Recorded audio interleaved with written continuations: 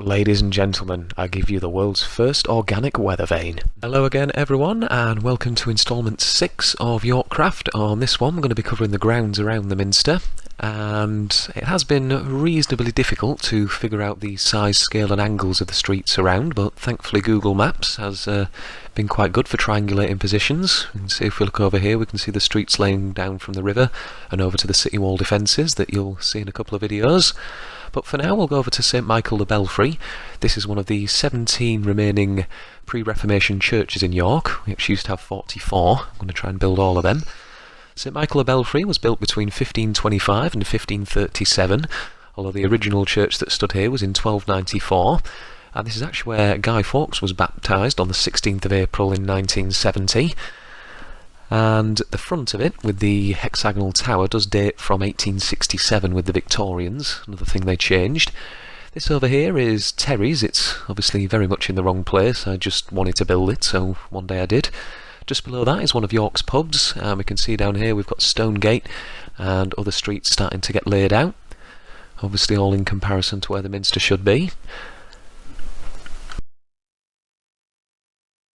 Now this sadly is going to be a lot of slow progress, so we'll move over to the other side where I've managed to do a few things, just on the east end. So we've just moved over to the far east end of the Minster. We can see the east window in the distance there, and this grass patch just in front of us, I know would have had a few buildings on, but the ones that are currently there in real life are from the early 1900s. This street here is Gudrum Gate. Off to the left it leads to Monk Bar, one of the city defences that we'll be seeing in a later video. The oblong on the ground there is the layout for St Martin's College. That's a 1500 half-timbered building with a courtyard in the centre, so that should be quite fun.